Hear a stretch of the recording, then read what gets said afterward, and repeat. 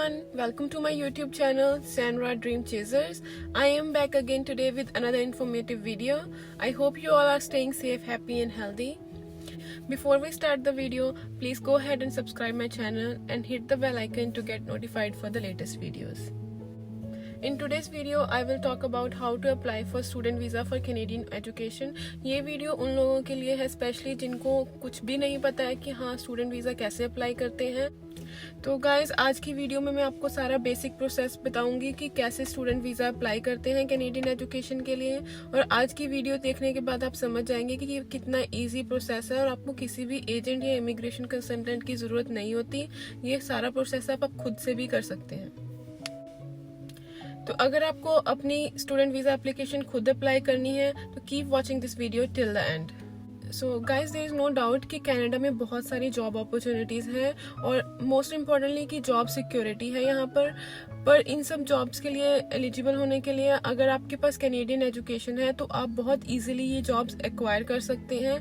तो हम आज की वीडियो में बात करेंगे कि क्या प्रोसेस है स्टूडेंट वीज़ा लेने का। देयर इज़ नो डाउट कि एवरी ईयर कनाडा में बहुत सारे इंटरनेशनल स्टूडेंट्स आ रहे हैं और most of the international students जो आ रहे हैं वो इंडिया से होते हैं। So there are many students who do want to come to Canada for further education, but most of you don't know what is the process and आप कैसे apply कर सकते हैं और क्या क्या आपको डॉक्यूमेंट्स चाहिए होते हैं। आज हम बात करेंगे उसी प्रोसेस के बारे में।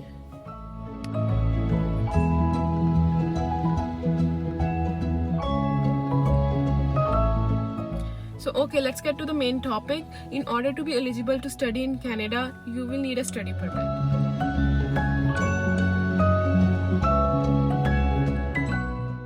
What is the study permit और हम इसको कैसे ले सकते हैं? स्टडी परमिट बेसिकली एक डॉक्यूमेंट होता है जो आपको अलाउ करता है या किसी भी फॉरेन नेशनल्स को अलाउ करता है कनाडा में आके स्टडी करने के लिए। So this is one of the main document that you will need to enter in Canada and to fulfill your dreams of studying in Canada. So now question is how to get this really important document called study permit. तो guys study permit apply करने के लिए मैं आपको 5 important steps बताऊंगी। Okay guys, सबसे पहला step है हमारा लैंग्वेज प्रोफिशिएंसी प्रूफ। ये स्टेप बहुत इंपॉर्टेंट है और हमें एक्वायर करना होता है एक लैंग्वेज प्रोफिशिएंसी प्रूफ जो ये प्रूव करता है कि हमारे पास इनफ लैंग्वेज स्किल्स हैं किसी भी कैनेडियन कॉलेज में एडमिशन लेने के लिए। So this step might be challenging for many students, specially जो लोग हिंदी मीडियम में पढ़े होते हैं या जिन्होंने स्टार्टिंग में कभी इंग्लिश पे इतना ध्यान नहीं दिया होता पर वो अब आगे फर्दर अपनी एजुकेशन कनाडा में परस्यू करना चाहते हैं तो उनको थोड़ी सी प्रिपरेशन में दिक्कत होती है। But it's not that really hard. आप कुछ स्टेप्स फॉलो करके इजीली अपना आइल्स स्कोर गेन कर सकते हैं जो रिक्वायर्ड होता है कैनेडियन इमिग्रेशन के लिए। तो बेसिकली कैनेडियन इमिग्रेशन रिक्वायर करता है कि आपके मिनिमम ओवरऑल 6 बैंड्स हैं for under graduate courses and minimum overall 6.5 with 6 in each for postgraduate courses. For this language proficiency proof you can either go for IELTS or TOEFL. IELTS basically 2 type का module होता है, academic और general training. So make sure guys अगर आप education के लिए apply कर रहे हैं तो आपको एकेडमिक मॉड्यूल के थ्रू अपीयर होना होता है और आपके बैंड स्कोर एकेडमिक मॉड्यूल में होने चाहिए। इसके बारे में मैं आपके लिए एक अलग से वीडियो बना दूंगी कि कैसे आइल्स में अच्छा स्कोर लेके आना है, क्या क्या फैक्टर्स आपको कंसीडर करने चाहिए और आप कैसे अपनी तैयारी कर सकते हैं। ओके गाइस, तो हमने आइल्स टेस्ट दे दिया है, हमारे पास जब आइल्स टेस्ट को शीट आ जाती है तो हम चलते हैं नेक्स्ट स्टेप पे। नेक्स्ट स्टेप होता है हमें किसी कैनेडियन कॉलेज में लेटर ऑफ एक्सेप्टेंस के लिए अप्लाई करना होता है। हमें चूज करना होता है हमारा प्रोग्राम ऑफ इंटरेस्ट और ये स्टेप आप खुद भी कर सकते हैं। आपको किसी भी एजेंट के पास जाने की जरूरत नहीं है। आप डायरेक्टली किसी भी कॉलेज की वेबसाइट पे जाके जो आपका प्रोग्राम ऑफ इंटरेस्ट है आप उसके लिए अप्लाई कर सकते हैं online and then you can always आपको कुछ फीस पे करनी होती है उस एप्लीकेशन के लिए। Usually fees around 100 to 125 Canadian dollars होती है। तो गाइस जब आप कॉलेज चूज करते हैं तो मेक श्योर कि आप कनाडा की ऑफिशियल वेबसाइट है एक cic.gc.ca, उस पर डेजिग्नेटेड लर्निंग इंस्टीट्यूट की लिस्ट होती है। आप उसमें अपना कॉलेज सिलेक्ट करें बिकॉज जब आप स्टूडेंट वीजा अप्लाई करेंगे तो आपका कॉलेज इस लिस्ट के अंडर आना जरूरी है। And guys this is really important step and do require a thorough research, because यही एक स्टेप है जो डिसाइड करेगा कि आपका फ्यूचर कनाडा में आगे कैसा होगा. क्योंकि अगर आप स्टूडेंट वीजा के लिए अप्लाई कर रहे हैं तो आपके कुछ प्लान्स होंगे. आप स्टूडेंट के बाद आगे परमानेंट रेजिडेंस के लिए भी अप्लाई करना चाहते होंगे. वहाँ फर्दर कनाडा में वर्क अपॉर्चुनिटीज भी अच्छी होनी चाहिए. तो जब आप कोर्स सिलेक्ट करते हैं तो आपको बहुत से फैक्टर्स कंसिडर करने होते हैं. For this, I will do a detailed video for you guys, like what are the factors that you should be considering while selecting a program of interest in Canada. Alright guys, we are done with the IELTS test and we have applied for the program of interest in a Canadian college. And now we got the offer letter. What will be our next step? So guys, next step होगा हमारा step number 3. Step number 3, pay the tuition fee. After you have received the offer letter from Canadian college, make sure कि आप अच्छे से उसके course structure को समझ लें and also what are the fees timelines. If you are okay with everything, just go ahead and pay the tuition fee.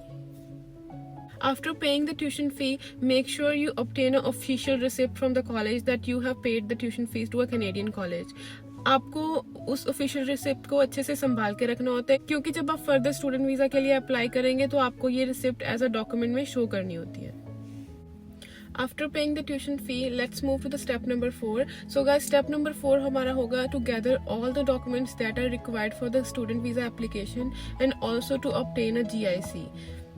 So जो documents हमें चाहिए होते हैं उनमें मेन होता है सबसे पहले हमारे पास एक SOP होना चाहिए, that is statement of purpose, कि हमारा पर्पस क्या है कनाडा में, हम क्यों जाना चाहते हैं फर्दर एजुकेशन के लिए.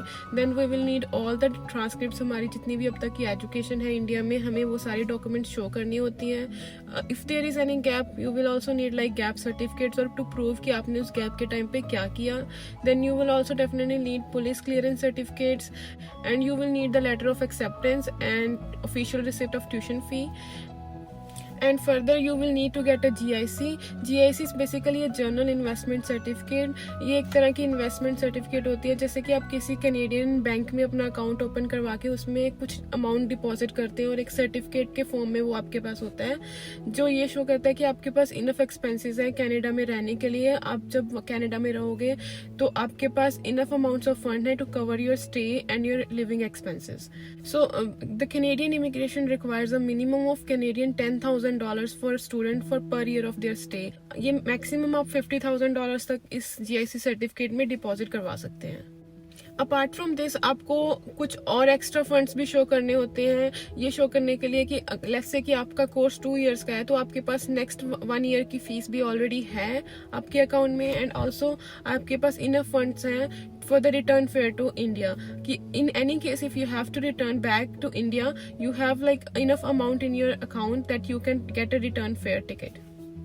Okay guys, we are done with the IELTS test. We have obtained a letter of acceptance from a Canadian college and हमने tuition fee भी pay कर दी है, and we have all the required documents and we have also a GIC certificate to show that we have enough money to cover the expenses in Canada. तो हमारा step number 5 पे चलते हैं. तो step number 5 is to apply for study permit. Again this step is very easy and you can do it yourself. You will not need any agent or any immigration consultant. Just go ahead to the official website of Canadian immigration which is cic.gc.ca.